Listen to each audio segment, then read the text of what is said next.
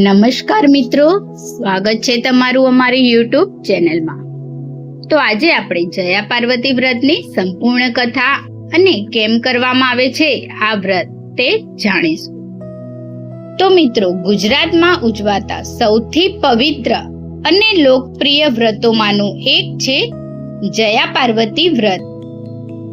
આ દર વર્ષે હજારો કુંવારિકા કન્યાઓ મનગમતા સદગુણવાળી જીવનસાથીની પ્રાપ્તિ માટે તેમજ સુહાગન સ્ત્રીઓ પોતાના પતિના દીર્ઘાયુષ્ય અને અખંડ સૌભાગ્ય માટે આ વ્રત કરે છે। પરંતુ શું તમે જાણો છો કે આ વ્રતની શરૂઆત કેવી રીતે થઈ? આ વ્રત પાછળની પૌરાણિક કથા શું છે? 5 દિવસ સુધી આ વ્રત કેમ કરવામાં આવે છે અને આ વ્રતનું મહત્વ શું છે?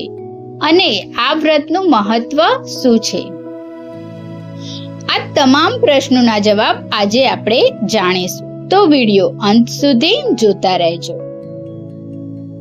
હિન્દુ ધર્મમાં ભગવાન શિવ અને માતા પાર્વતીને આદર્શ દાંપત્ય જીવનનું પ્રતીક માનવામાં આવે છે। માતા પાર્વતીએ ભગવાન શિવને પતિ તરીકે મેળવવા માટે કઠોર તપ વ્રત કર્યા હતા। તેમની અડગ ભક્તિથી પ્રસન્ન થઈ ભગવાન શિવે તેમને પત્ની તરીકે સ્વીકાર્યા।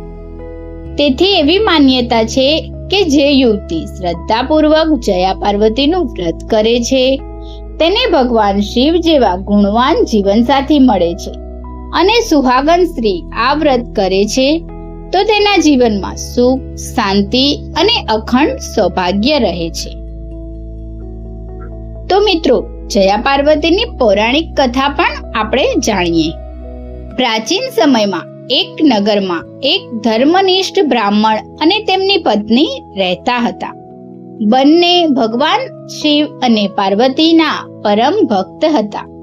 તેમના ઘરમાં ધનની કોઈ કમી નહોતી, માન સન્માન પણ ઘણું હતું, પરંતુ એક જ દુઃખ હતું, તેમને સંતાન નહોતું।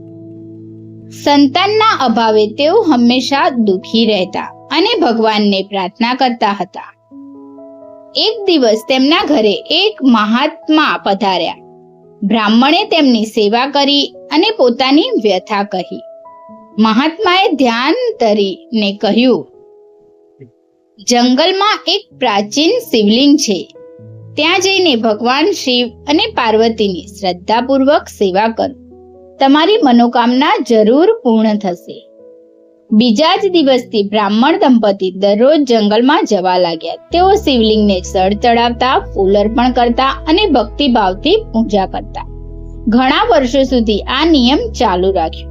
એક દિવસ પૂજા કર્યા પછી ઘરે પરત ફરી રહ્યા હતા, ત્યારે અચાનક એક ઝેરી સાપે બ્રાહ્મણને ડંખ માર્યો। થોડી જ વારમાં તેઓ જમીન પર ઢળી પડ્યા।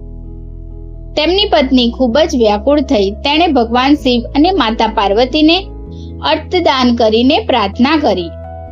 તેની અડગ શ્રદ્ધા અને પતિ પ્રત્યેના સમર્પણથી માતા પાર્વતી પ્રસન્ન થયા। માં પાર્વતી પ્રગટ થયા અને પોતાના દિવ્ય આશીર્વાદથી બ્રાહ્મણને જીવત કર્યા। પછી માતાએ કહ્યું, હે પુત્રી, તારી ભક્તિથી હું અત્યંત પ્રસન્ન છું। હવે તારા ઘરે સંતાનનો જન્મ થશે અને તારું જીવન સુખથી ભરાઈ જશે।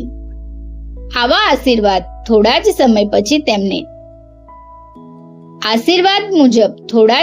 પછી તેમને સુંદર અને ગુણવાન પુત્રની પ્રાપ્તિ થઈ। ત્યારબાદ માતા પાર્વતીએ આશીર્વાદ આપ્યો કે જે સ્ત્રીઓ 5 દિવસ સુધી શ્રદ્ધાપૂર્વક આ વ્રત કરશે તેને અખંડ સૌભાગ્ય, સંતાન સુખ અને સુખી દાંપત્ય જીવન મળશે। ત્યારથી જ જયા પાર્વતી વ્રતની પરંપરા શરૂ થઈ। તો મિત્રો, આ વ્રત સતત 5 દિવસ સુધી કરવામાં આવે છે। આ 5 દિવસ આત્મસંયમ, ભક્તિ, શુદ્ધતા અને માતા પાર્વતી પ્રત્યેની અડગ શ્રદ્ધાનું પ્રતીક માનવામાં આવે છે। આ દિવસોમાં ભક્તો સાદો આહાર લે છે, ઘણા લોકો મીઠું પણ છોડે છે, ભગવાન શિવ પાર્વતીની વિશેષ પૂજા કરે છે, દરરોજ દીવો પ્રગટાવવામાં આવે છે, વ્રત કથા સાંભળવામાં આવે છે અને અંતિમ દિવસે ઉદ્યાપન કરવામાં આવે છે। જયા પાર્વતી વ્રત માત્ર ઈચ્છા પૂર્ણ કરવાનું સાધન નથી.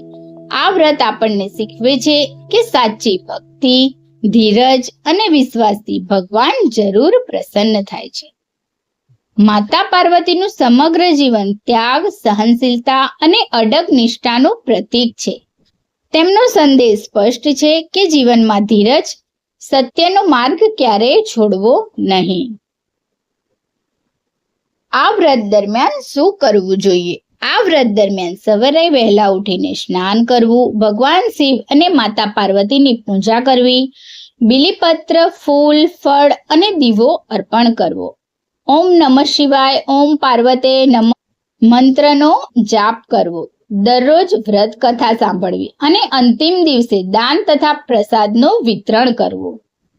તો મિત્રો, જયા પાર્વતી વ્રત આપણને શ્રદ્ધા, ધીરજ, પ્રેમ અને સમર્પણનો સુંદર સંદેશ આપે છે. જે વ્યક્તિ સાચા મનથી ભગવાન શિવ અને માતા પાર્વતીની ઉપાસના કરે છે, તેના જીવનમાંથી અનેક મુશ્કેલીઓ દૂર થાય છે અને સુખ શાંતિનો વાસ થાય છે.